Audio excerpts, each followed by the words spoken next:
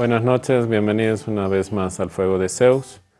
Hoy estaremos hablando de los sofistas, de uno de los sofistas, Antifonte. Así que bueno, vamos a una cápsula y estamos de vuelta en un par de minutos. Antifonte de Atenas nace el año 480 a.C. Fue un orador, filósofo y matemático griego. Ganó reputación escribiendo discursos por encargo para otros, oficio que recibió el nombre de logógrafo, término que significa compositor en prosa, que también se designaba a los historiadores. Como orador, se destacó por la sutileza de sus argumentaciones, que descansan en el empleo de evidencias, testimonios y pruebas. Tenemos una invitada especial para hablar de este pensador. Bienvenidos al programa Fuego de Zeus. Bien, ahí teníamos una cápsula con las imágenes de nuestro pensador de hoy, Antifonte. Y bueno, como ya habíamos visto los sofistas en un anterior programa hace unas semanas, volvió Pamela Valdés, que es la que nos va a descifrar a este sofista que no es tan conocido o reconocido, ¿no? Que es Antifonte. Bienvenida, Pamela. Eduardo, mucho gusto y gracias por la invitación. Y bueno, en todo caso, continuar un poco con el razonamiento de la última sesión que tuvimos. Antifonte, como bien lo decías, es un sofista poco conocido, pero yo diría que la radicalidad de su pensamiento es de los más destacables aportes de los sofistas. Quienes habrán leído un manual de filosofía verán que Antifonte se destaca por postular la igualdad entre los humanos, entre los hombres, y ahí es importante ver que en el periodo griego de ese momento era impensable que un esclavo pueda ser igual a un hombre libre, porque el esclavo era considerado como un instrumento que se puede mover a sí mismo. Si bien existen los instrumentos como las tijeras, el material con el que se cosecha, el esclavo era un instrumento como esos, pero que se puede mover a sí mismo, móvil, animado. Entonces era impensable que ese sujeto pueda ser igual a un hombre libre del que se supone el ejercicio de la deliberación, del que se supone la razón. Entonces este enunciado, por ejemplo, es bastante fuerte. Otro enunciado conocidísimo de Antifonte es el tema de la desobediencia a la ley y por encima, o entender que la ley son imposiciones para regular el comportamiento humano y buscar de alguna manera seguir las leyes más naturales. No es que está volviendo al tema de la physis, que es un problema de la filosofía preática, sino que está buscando entender un momento anterior al de la ley. Entonces es interesante estudiar a Antifonte, pero supone también que conozcamos a Protágoras.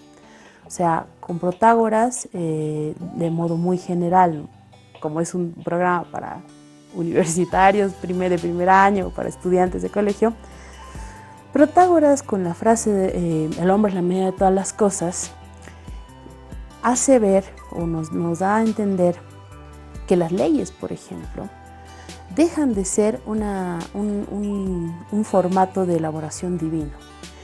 Teníamos una estructura en la que la divinidad, de alguna manera el mandamiento de la divinidad dirige a la sociedad y entonces las leyes eran impuestas.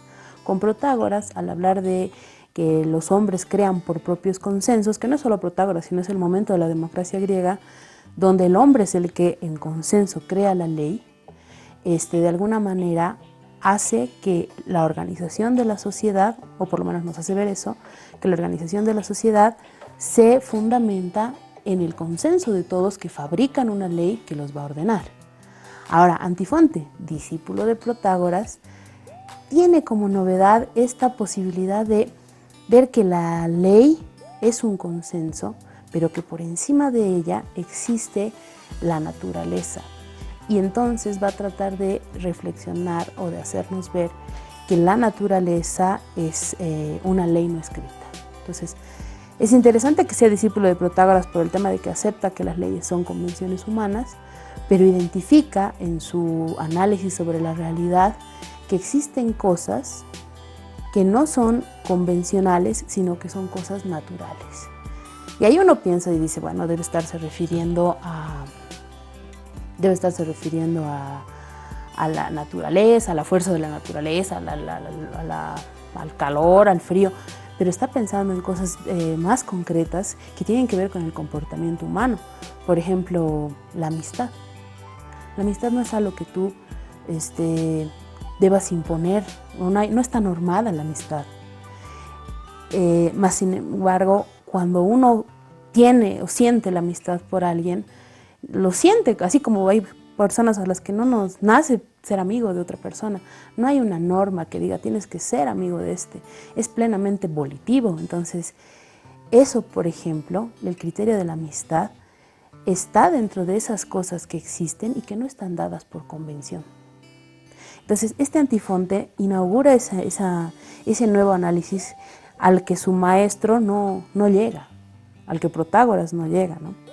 Ahora, entrando en un plano más especial de dónde sale este Antifonte, cuál es su contexto, es interesante pensar en el periodo, ya en la antigüedad existe un problema. Tú me decías hace un rato, Antifonte, suena, pero ¿dónde, digamos? Ya en la antigüedad hay ese problema, porque hay dos Antifontes, o sea, se cree que existieron dos Antifontes que son contemporáneos, porque por el estilo de escritura, el primer Antifonte sería un orador, un juez de discursos. Un sofista.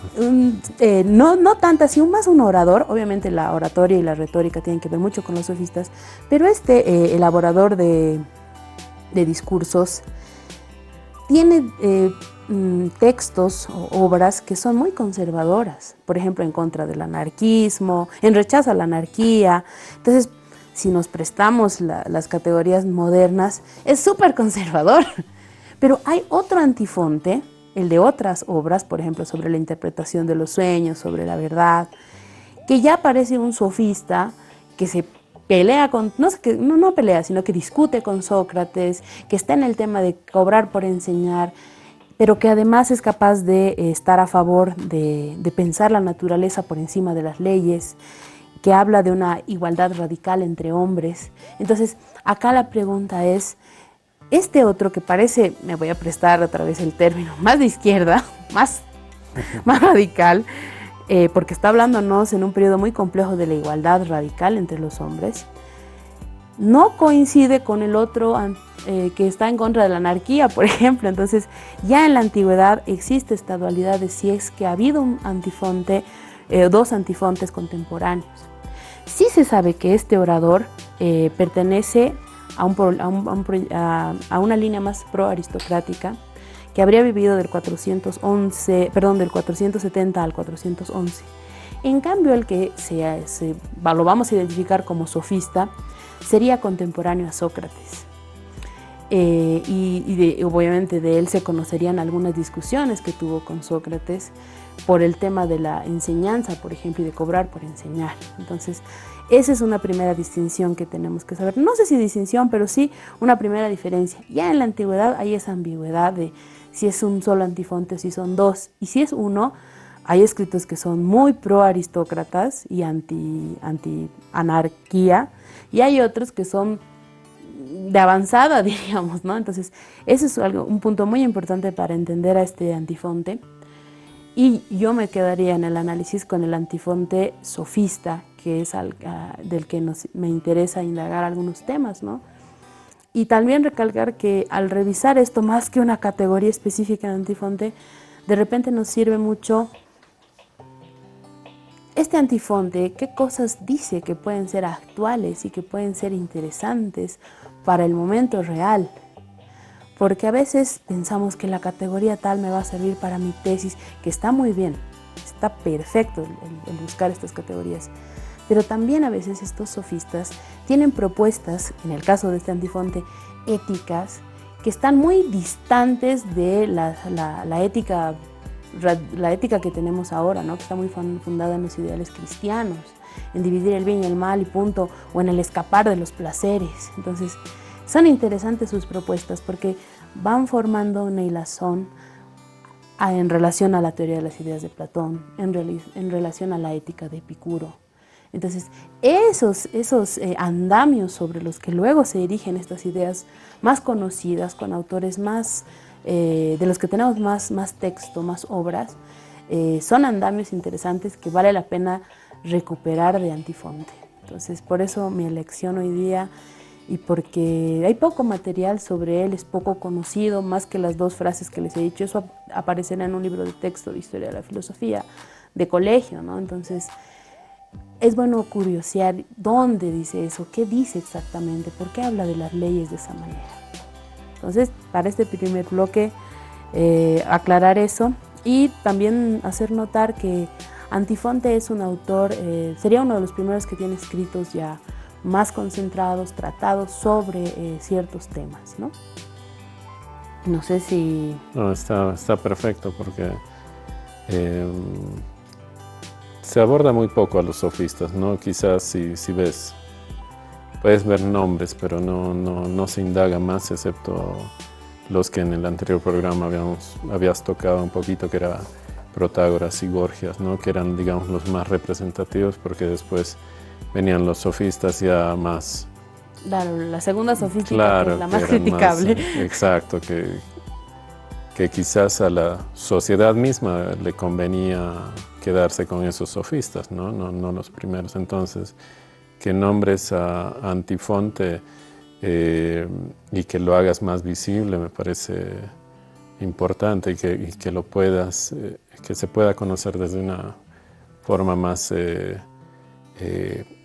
como dices, se preocupaba más o cuestionaba más el tema de derechos, pero sobre la naturaleza, y no tan como Protágoras quizás lo pasó desapercibido eso, ¿no? Como que estaba más... Lo novedoso en Protágoras es que mientras una ley divina rige la sociedad, él dice en un rato, claro. Bueno, no dice tal cual, ¿no? Pero él representa el tema de que en vez de que una ley divina que viene impuesta, diríamos, y organice la sociedad, el ser humano, por eso el periodo antropológico de la filosofía griega clásica ya no se centra en cuál es el origen del cosmos, sino en el ser humano, y el ser humano que es capaz de autoorganizarse, diríamos, de modo muy moderno, ¿no?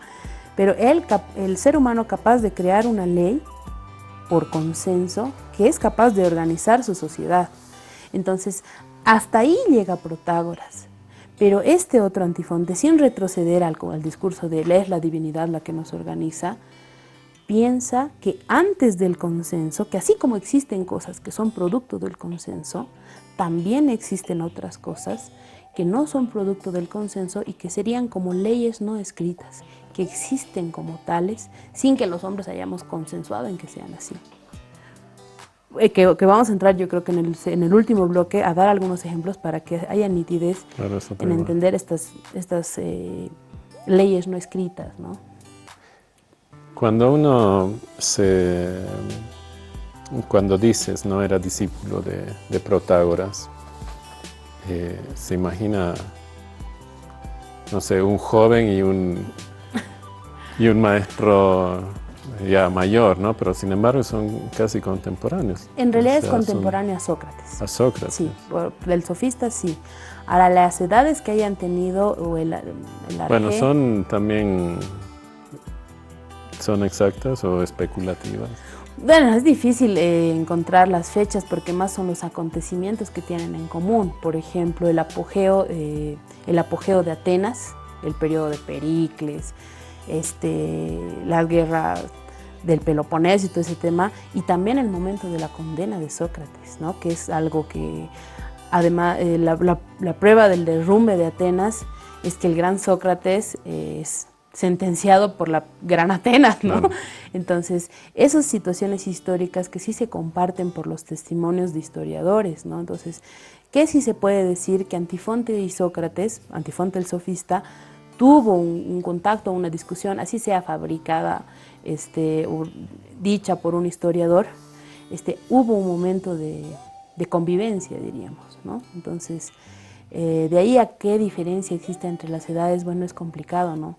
No te olvides que Protágoras también, el maestro de Antifonte, también es sometido a un proceso y tratando de huir, muere en el mar. Claro, claro. Entonces, No, las edades son muy complicadas, no hay un calendario, un dominio de las fechas muy preciso, pero sí de acontecimientos comunes. Antifonte, como dices, era discípulo, ¿no? Pero que más allá de, no digo edad, ¿no? Sino cómo llega a ser el discípulo de Protágoras. Ya él cobraba por su enseñanza, sí, pero también tenía su séquito, ¿no? Sus alumnos. Bueno, ¿Y era parte de o...? Hay un episodio interesante. Honestamente, no te podría decir cómo es la relación Protágoras-Antifonte, pero la de la cita es discípulo de Protágoras. Claro. ¿Cómo haya sucedido?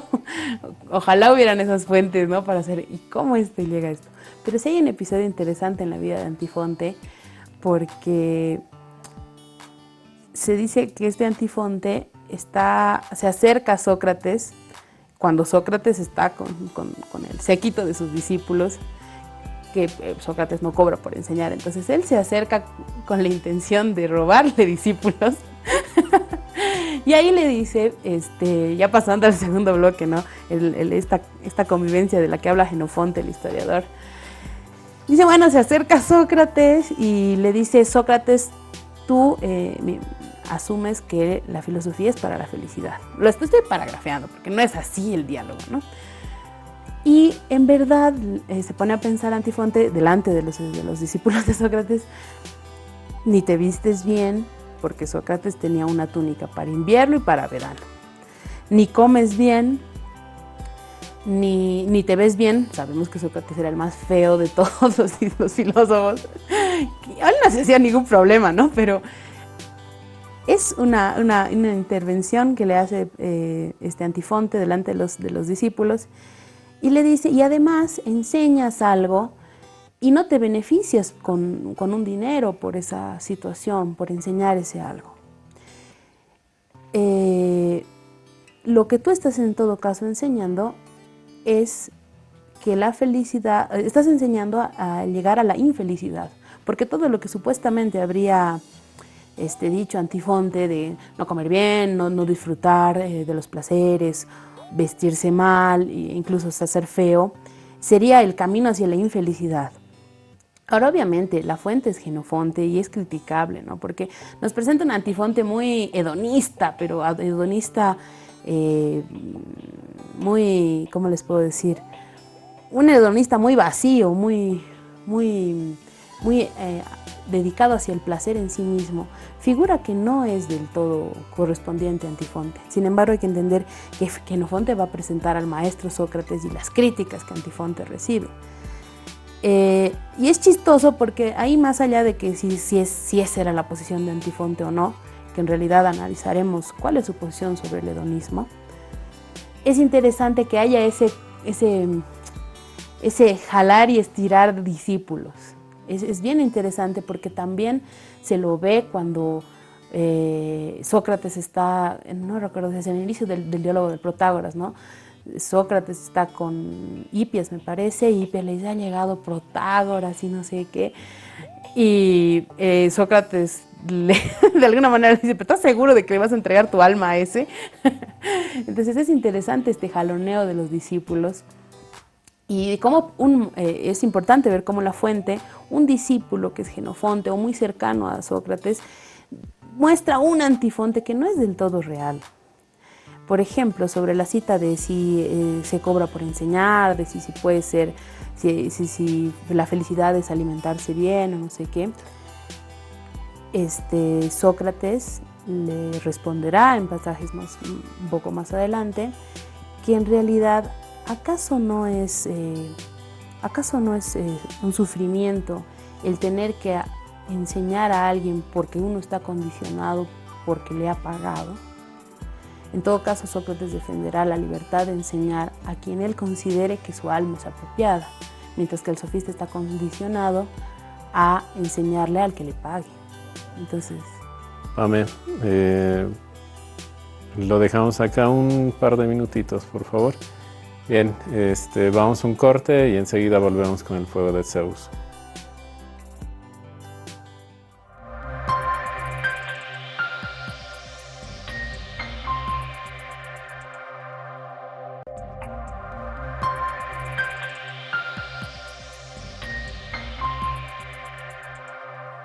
Estamos de vuelta con Pamela Valdés. Y bueno, Pamela, nos estabas hablando habíamos quedado en esto de cuestionar, ¿no? Porque el sofista estaba condicionado, ¿no? A que, bueno, yo te pago, pero tienes que enseñarme, ¿no?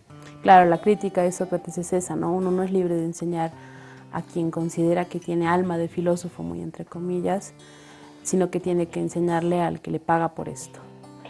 Y también ahí, de alguna manera, Sócrates le hace ver un punto importante, que señala que la felicidad no sería el tener todas las cosas, sino la ausencia de necesidad.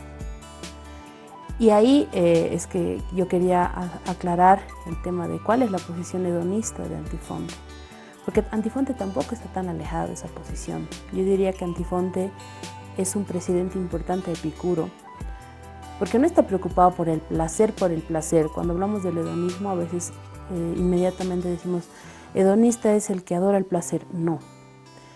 Y yo diría que ese es el que sabe administrar el placer.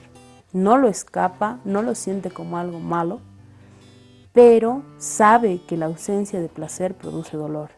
Y por lo tanto trata de vivir con la mínima cantidad de deseos y de pasiones, de tal manera de que su vida no se encuentre interrumpida por necesitar esto, por querer esto, sino que satisface sus necesidades con lo elemental y lo básico. No se entrega a las pasiones, que es más o menos como modernamente nosotros entendemos. El hedonista es el que viva la vida. No, el hedonista va a ser aquel que sepa administrar el placer, que no lo ve como algo malo, tampoco es el que huye de los placeres, pero sí es el que lo sabe administrar, y en ese sentido es bien cercana a esta teoría, o es un buen antecedente al hedonismo de Epicuro. Epicuro lleva a hablar de la administración de los placeres, de no buscar aquellas cosas que a la larga provoquen mayor dolor, que dan placer en un momento pero provocan mayor dolor, o al revés, buscar aquellos dolores que a la larga nos van a dar un gran placer. Pero es bueno el antecedente en Antifonte, y que también aparece por boca de Sócrates. Es importante que la audiencia no entienda que todos los sofistas están en contra de Sócrates. Aristófanes es bien claro cuando dice que el primer sofista es Sócrates. Entonces hay ideas en común que tienen los sofistas con Sócrates, pero que no han llegado porque muchas de las fuentes vienen de los discípulos de Sócrates, que por X o Z razón hicieron esta separación un poco cruda de sofistas versus Sócrates, pero hay muchas ideas que están vertidas en ambos. Y este texto que les acabo de comentar muestra eso, un Jenofonte que los pone así, radicalmente opuestos a Antifonte y a Sócrates, pero si uno se pone a analizar los escritos de Antifonte, no tiene esa posición hedonista de ir por el placer, más bien de tratar de vivir una vida que no pase por muchas necesidades. Y eso, más allá de si es de Sócrates o si es de Antifonte, yo creo que a todos nos sirve. Y por eso creo que el estudio de la filosofía no es solamente un estudio para la tesis, para esta categoría, para esto, es para la vida. Y una cosa interesante es que ya se va formando la idea de la filosofía es para la felicidad. Y este Antifonte y Sócrates, y que también entraría en esto, nos están diciendo que, a diferencia del ideal contemporáneo, donde la felicidad es yo tengo casa, yo tengo auto, yo tengo títulos, yo viajo cada 2x3, la felicidad radica en tener poco y con ese poco satisfacer, el no depender, diríamos también. Entonces, la felicidad es la capacidad de guiarse por la razón para que yo no tenga un sufrimiento a causa de que no tengo algo, sino por el contrario, hacer que mis necesidades se satisfagan con cosas elementales que no sean muy complejas. Por ejemplo, el tema de las titulitis, ¿no? Que yo tengo este título, yo tengo un cartón más grande y este otro. Está muy bien estudiar, es hermoso dedicarse al estudio, pero no es el fin último el cartón mismo de si yo soy doctor o megadoctor o postdoctor, no hay tal, sino el tema de llenar la existencia de uno con lo que uno desea y le hace feliz. Pero bueno, eso ya es más una aplicación del pensamiento que raya en ese tema, ¿no? Ahora, otro aspecto importante en este Antifonte que muestra la cadena de razonamiento Protágoras-Gorgias, que Gorgias es el que estás ansioso por hincarle el diente, es el tema de lo imposible que resulta producir conocimiento. Ahí está poniendo un pie Gorgias, porque Gorgias es el que va a negar la posibilidad de un conocimiento, porque no se puede conocer todo absolutamente, porque si se puede conocer, no se puede comunicar qué sea esta cosa, y porque en realidad las cosas no son esencialmente una sola cosa, ¿no? Entonces, Antifonte sobre esta base asume la imposibilidad del conocimiento, pero, y aquí Antifonte vuelve un poco a Platón, él reconoce dos niveles entre la opinión. Una opinión que es superior y que de alguna manera el espíritu puede conocer ciertas cosas, y una opinión que es inferior, que se relaciona mucho con la percepción, y él señala que no es válida esa percepción, o por lo menos que no es valiosa. Si nosotros recordamos la formación elemental que recibimos en colegio, Platón es el que divide el mundo en un mundo de las ideas que es verdadero, que es eterno, que no cambia, y que no se lo conoce por el mundo de los sentidos, y el mundo de los sentidos que es falso, que es engañoso, que es el mundo de lo sensible, el mundo de la percepción. Entonces es curioso ver que en uno de los sofistas ya aparece esta división. Casualmente, los enemigos de Platón están diciendo de alguna manera que existe una división entre la opinión. Obviamente Platón va a hablar del mundo de las ideas y la opinión va a ser lo más bajo dentro de su jerarquía de las ideas. Pero ya existe esta división donde la percepción, el mundo sensible, viene a ser algo bajo, ruin, falso, diríamos. Entonces, huele mucho a Platón esta primera separación de la realidad, donde se presupone que el conocimiento es imposible. Pero hay una jerarquía dentro de lo que existe.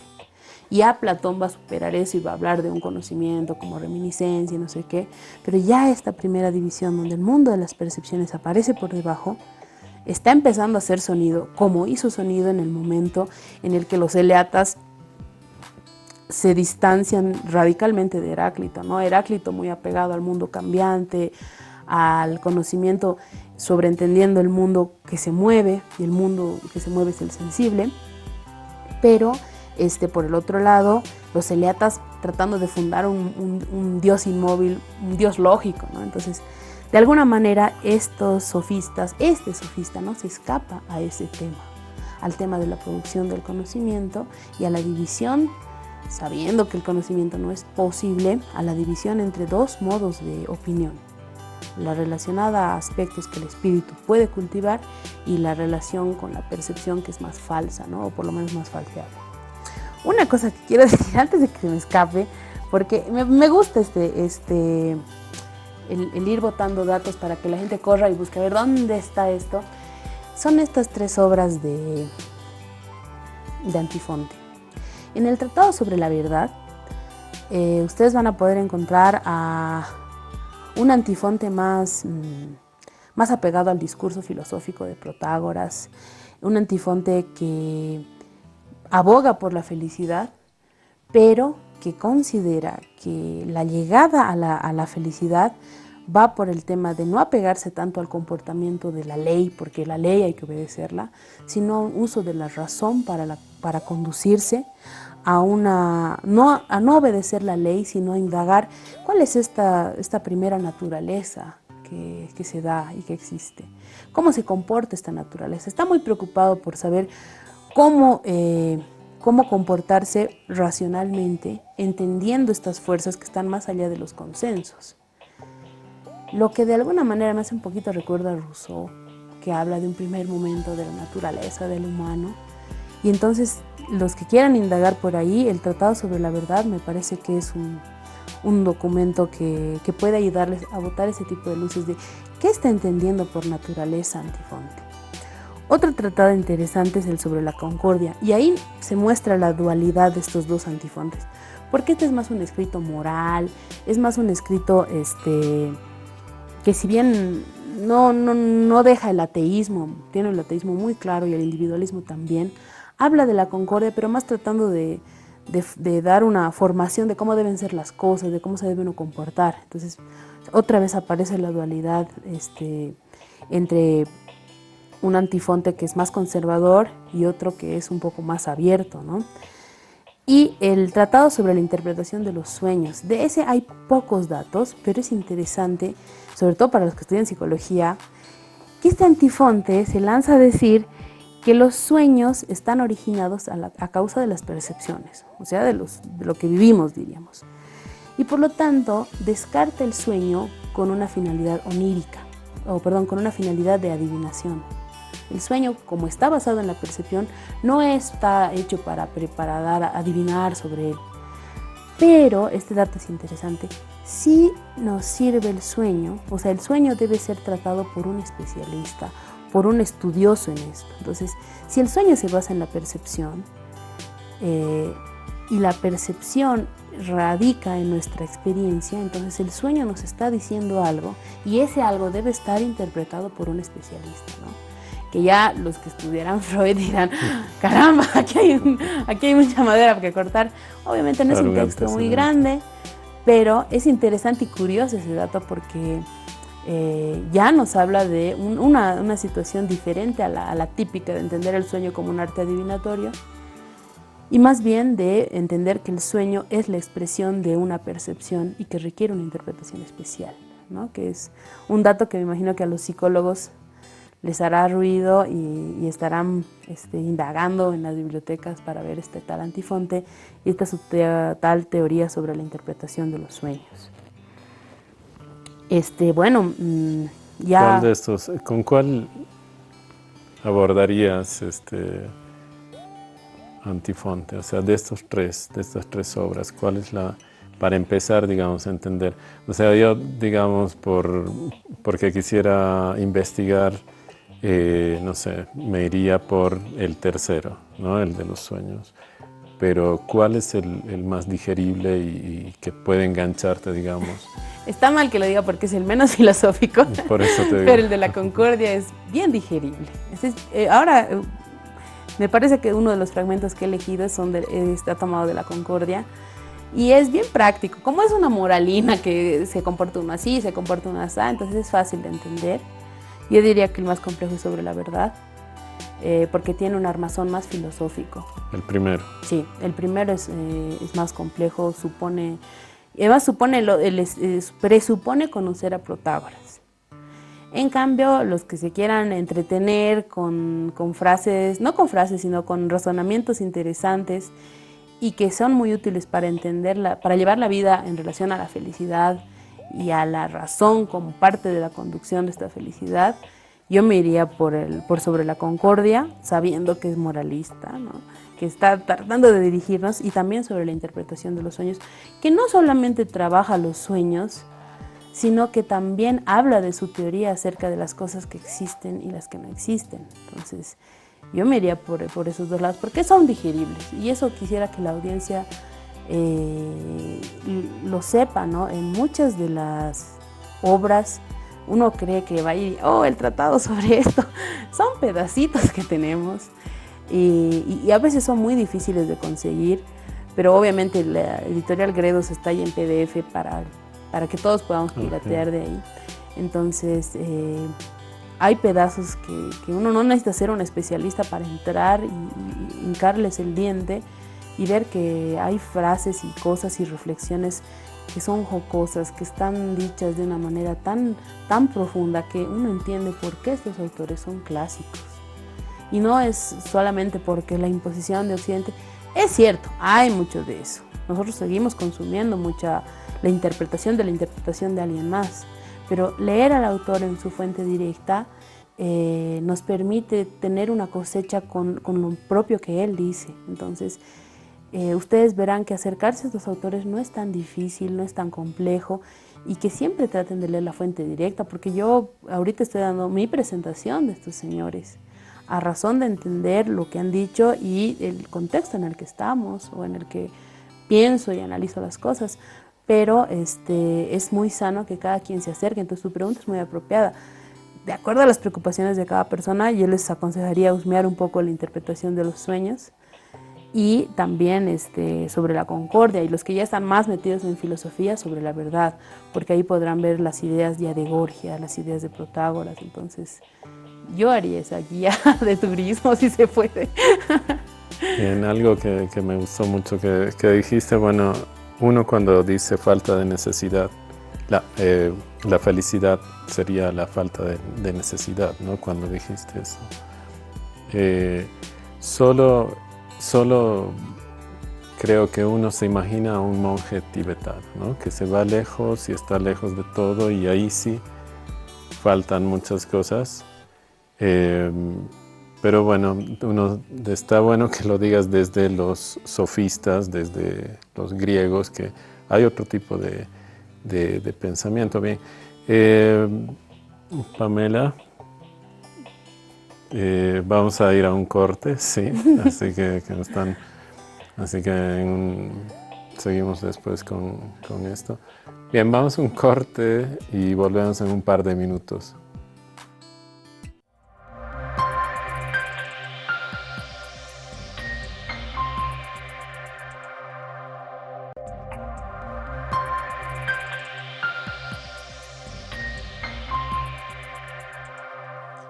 Bien, estamos de vuelta con Pamela y estábamos hablando justamente, dando este ejemplo, ¿no?, de los monjes tibetanos, de que justamente uno a veces piensa que es necesario irse, exiliarse para ser más feliz, para, no sé, para inclusive cambiar un cierto comportamiento, o estoy en busca de...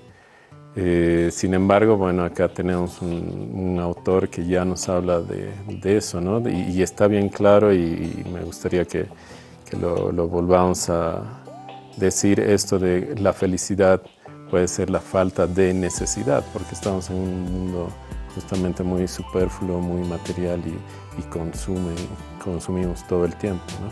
Así que, Pame. Sí, en realidad yo creo que esto nos pesa a todos, ¿no? El tema de que la felicidad últimamente se ha vuelto ¿qué tengo y qué me falta para completar mi felicidad? Exacto. Y que la felicidad sea la ausencia de necesidad, o por lo menos suplir la necesidad con lo mínimo, nos lleva al otro mundo que es, uy, no, entonces del minimalismo extremo, ¿no? Y en realidad pienso que hay una aparición que tiene Antifonte en las fábulas de Esopo, que es genial y que viene muy al anillo al dedo. Sucede que hay un tipo que que tiene mucha riqueza, y otro lo ve y le pide prestado. Y el otro, que está generando mucho dinero, decide no prestarle. Es más, la fortuna que tiene la esconde y la entierra. Entonces, al cabo de un tiempo, un ladrón va y le roba esa fortuna, ese dinero, o esas monedas. Entonces, muy angustiado el tipo, el rico, le dice al que no le quiso prestar que estaba con mucha pena, porque si le hubiera prestado, le hubiera beneficiado a él, y él no hubiera sido perjudicado porque no le habrían robado ese dinero. Pero aquel al que no le prestaron el dinero le hace ver que si él tenía el dinero enterrado, en realidad no lo necesitaba usar, y que deposite una piedra en lugar de eso y la entierre, para que siga pensando que lo tiene, porque no lo necesita.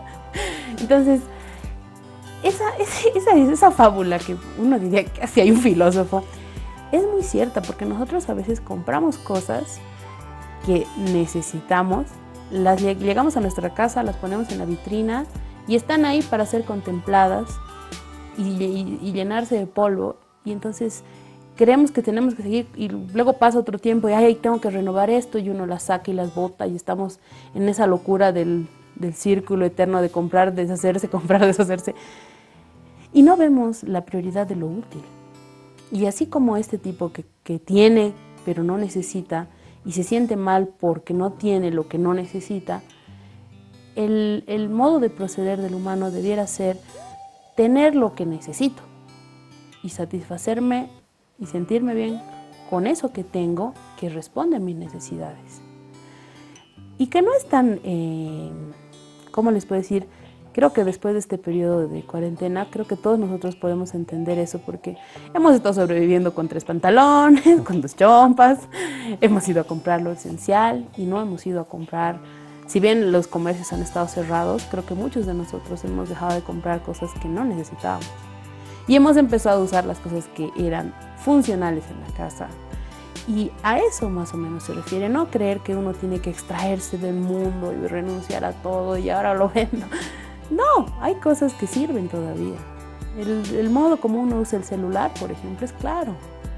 Si funciona y no necesita más cosas, está bien. ¿Por qué cambiarlo por fama o por moda o por no sé qué? Entonces, es interesante esta óptica de la Grecia antigua, no solo de Antifonte, porque como ya decía, aparece muy bien planteada en Epicuro, también aparece en Sócrates. Entonces, es uno de los ideales griegos, ¿no? La autosuficiencia, la no dependencia de las cosas.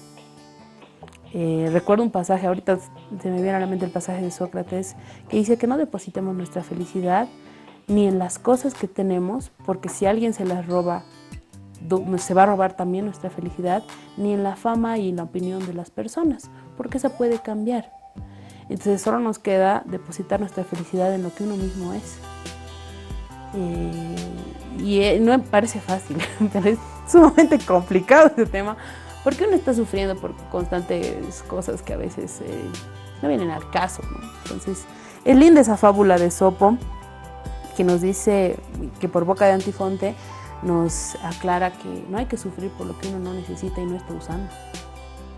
Que sería ahí estaría dentro de los ideales de la antigüedad. Ahora sí, quiero hincarle el diente a algunas cosas sobre la obra de Antifonte. Esto no es parte de sus obras, sino que aparece citado por otro autor y habla acerca de vacilar, de dudar. Dice: vacilo. También los oradores utilizaron el vocablo para designar no la cobardía ni la indiferencia, sino el temor y el temer. Antifonte. El cobarde, cuando el peligro está lejos y por venir, se muestra siempre osado de lengua y dispuesto a la acción. Cuando llega la hora de esta, sin embargo, entonces vacila. Fíjense que no es un texto muy complicado, está siendo claro con el tema del dudar. A veces uno siempre se pone en la posición de, antes de hacer esto, mejor pienso esto, que no sé qué. Y con la boca uno es capaz de armar y desarmar las cosas, pero él nos cita en todo caso a que la duda es un hecho de cobardía en el fondo. Es un hecho de cobardía y aparece al momento antes de la acción. A veces uno actúa como loco, pero actúa. En cambio, el que duda antes de actuar, ese es un temeroso. Otra frase interesante o otra reflexión interesante que aparece en el libro, que no la puedo leer porque es muy larga, hace referencia al dañar. Y dice: el que decide dañar, porque hasta para hacer el mal hay que saber cómo hacerlo, el que decide dañar y no reflexiona si ese daño a la larga le puede traer un daño a sí mismo, ese es un necio. En cambio, el que decide dañar, pero piensa qué parte de ese mal me va a llegar a mí, porque la acción de dañar es como una mancha que se irradia por todo lado, el que piensa cómo esa acción de daño también me va a llegar a mí, ese es un prudente. No está mal la acción de dañar, que moralmente diríamos todos, no, dañar es algo que no hay que hacer, es cierto. Pero la reflexión aquí es que hay que pensar que antes de hacer el daño, cuando yo decido hacer un daño, tengo que pensar cómo ese daño también me va a llegar a mí. Y recién, si yo delibero y pienso que ese daño lo voy a ejecutar, bueno, ya sé que va a tener un costo. porque a la vez se le expone y dice, el que daña sin pensar no se da cuenta que puede terminar siendo él el único dañado.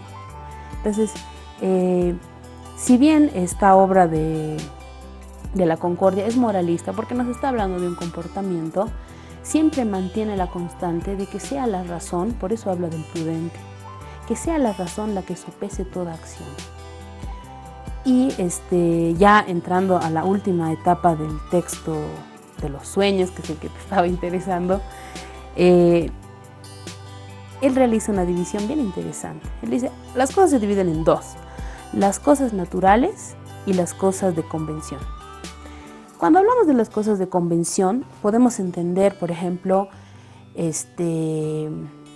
las leyes, pero los acuerdos, las imposiciones, los intereses. Cuando uno pacta cómo van a ser las cosas, está definiendo una línea de acción. Y esa línea de acción obedece a intereses, obedece a acuerdos, a imposiciones. Siempre hay un procedimiento, ¿no? En la burocracia vemos mucho eso, ¿no? Usted tiene que ir a esta ventanilla y luego va a traer esto, tiene que pagar esto y luego vuelva. Entonces, ese modo de actuar, que es un modo procedimental muy típico en las leyes, vienen a formar acuerdos, pero también, aparte de las leyes, que serían un grupo de las cosas que están hechas por convención, también aparecen las costumbres. Las costumbres, los ritos como el matrimonio, la crianza de los hijos, todas esas cosas están entre las cosas que están hechas para, por una convención social, diríamos nosotros. Entonces todo ese grupo de acciones están producidas por la convención, donde el ejemplo perfecto son las leyes. O sea, nosotros fabricamos las leyes para que se proceda de este momento. Y él señala que quienes obedezcan este tipo de leyes serán dignos de alabanza, mientras que los que no las acepten serán dignos de castigo y de condena.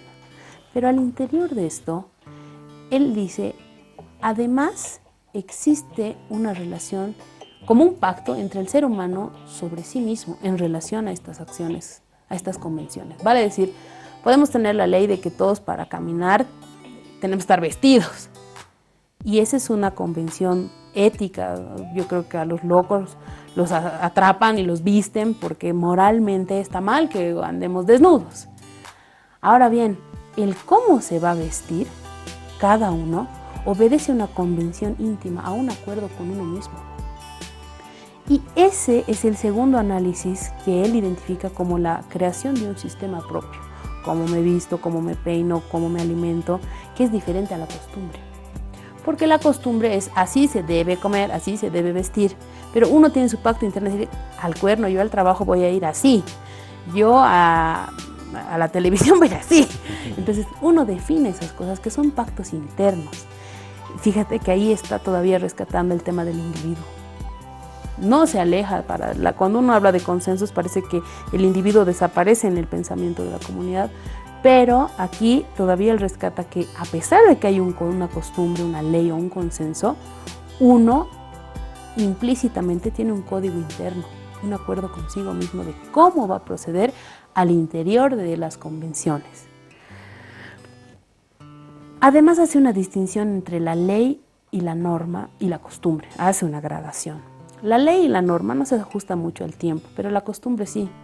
Y eso es notorio, ¿no? Hay momentos en los que, yo qué sé, pensemos en la costumbre de las alacitas, ¿no? Estaba muy en boga hacer esto, pero luego se ha puesto de moda esta otra cosa y entonces irse a chayar a la iglesia, pero de paso con el yatiri.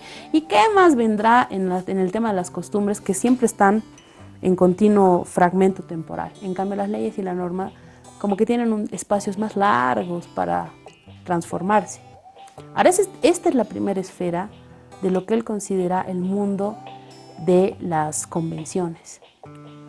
Pero para él, por encima de estas normas de las que les acabo de hablar, están las cosas que son naturales. Y ahí es interesante la enumeración, porque primero, tienen que ser idénticas, no están ordenadas, no están dirigidas por alguien, sino que son cosas que nos emergen naturalmente. Por ejemplo, la alegría, la tristeza, la amistad, la separación de los cuerpos y la unión de los cuerpos, la muerte. son cosas que están dentro de la naturaleza, o sea, nadie rige y nadie gobierna eso.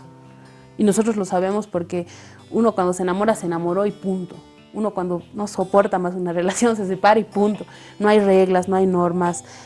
Si bien antes, por ejemplo, el divorcio era algo prohibidísimo, esta ley, que es una ley no escrita de que uno puede convivir con quien le parezca, es algo que se impone por encima de la ley escrita. Y la ley escrita se ha tenido que adherir a hacer esto. La misma fuerza que decíamos al inicio, la misma fuerza de una amistad, porque la gente te cae o no te cae. Entonces esa fuerza, donde no te dicen tienes que ser amigo de tu curso, sino que tú vas y te haces amigo del vendechicles y es tu gran amigo. Entonces esas cosas nosotros no las podemos dominar, no las podemos normar. Por eso él piensa en una situación de cosas que existen por encima de las convencionales. Y es interesante que diga, son así y siempre van a permanecer así, porque es algo que no está normado, pero es de esa manera y no va a variar, porque precisamente es como un causal natural que corre por ahí y tiene que ir por ahí porque así es. Por eso no va a variar, no por el tema de las ideas de Platón o algo así, sino que estas cosas que existen como leyes no escritas, que son el proceder natural de las cosas, son así porque diríamos la fuerza natural hace que sean así. Tú eres amigo de alguien y vas a seguir siendo amigo de ese alguien porque te cae bien, porque lo estimas, lo quieres. Y muy difícil sería la situación para que tú anules eso. Pero eso hace que esa situación siempre se regenere y que sea de la misma manera. Entonces es curioso cómo él entiende la naturaleza y que estas cosas naturales existan de una manera tan fuerte, más fuerte que la ley, más fuerte que la norma, más fuerte que la costumbre. Estas cosas existen porque son el modo en que la naturaleza se expresa, diríamos. Eso.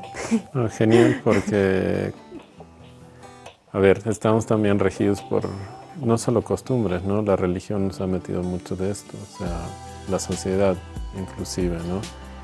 Nos dice lo que decías hace rato, ¿no? Los títulos, o sea, en los certificados tengo que ser tal para llegar a, y esto de que dices de la amistad, o sea, del colegio, o sea, con quién tienes que relacionarte, con quién no. Está bueno que lo sepamos que desde hace tanto tiempo ya se cuestionaba, ¿no? Porque ha venido, bueno, nos legó la religión y todas las religiones en sí son dogmáticas, ¿no? Entonces te dicen cómo, cuándo, dónde, y uno ni se imagina, ¿no? Que en la antigua Grecia había alguien que ya se estaba pronunciando sobre esto, ¿no? De lo natural, ¿no? Lo que uno puede llegar a sentir y hacer justamente de forma instintiva, quizás, ¿no? Sí, de ahí que mucho del Tratado de la Verdad y esto se asocia con el ideal de superhombre, que algo Nietzsche lo va a trabajar claro. Más fuerte, ¿no? Entonces, la idea de instinto como una fuerza natural irresistible, ¿no? No, genial. Y lo gracioso es que estos autores no se conocen, ¿no? Quizás en algún que otro programa ya dijimos, será por conveniencia que no se habló de y parece a propósito, ¿no? O sea, que haya desde hace tanto tiempo alguien que está planteando esto, de que hay normas, que hay reglas, quizás, si queremos ponerlo así, ¿no? Sobre las que nosotros escribimos, que son las naturales, ¿no? Entonces, me parece genial que hayas propuesto este sofista, ¿no? Sí, yo creo que a veces uno está con la idea de que somos tan salvajes que necesitamos leyes que nos gobiernen. Claro. Pero Antifonte nos saca la vuelta y nos termina diciendo, pero por encima de las normas que nos gobiernan, hay fuerzas naturales que se imponen a nosotros.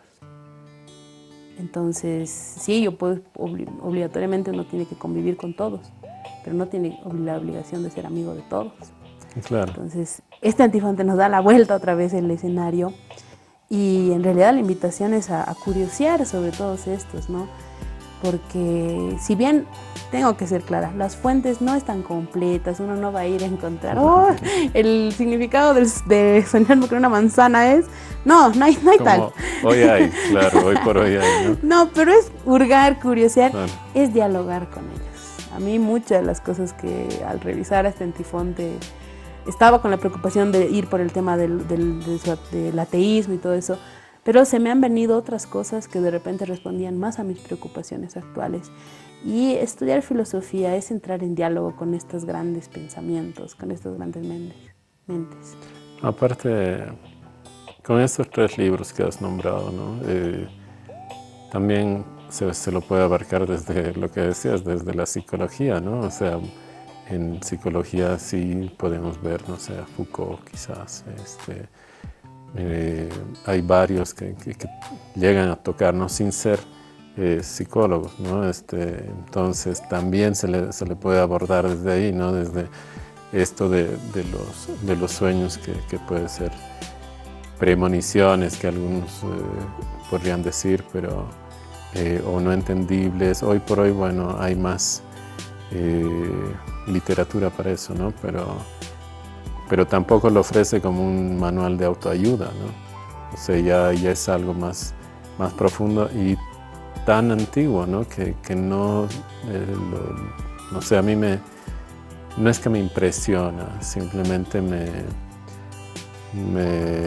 gusta la idea de que esto ya se planteaba desde hace cientos de años, ¿no? Así que, Pamela, te tengo que agradecer, te tengo que hacer la invitación para un próximo programa. No, muchas gracias a ti, Eduardo, y en la medida de lo posible estaré por aquí de vuelta. Y un saludo a la audiencia. Todavía nos queda Gorgias. Así que... Debo uno. Bien, esto fue El Fuego de Zeus. Hasta un próximo programa. Gracias.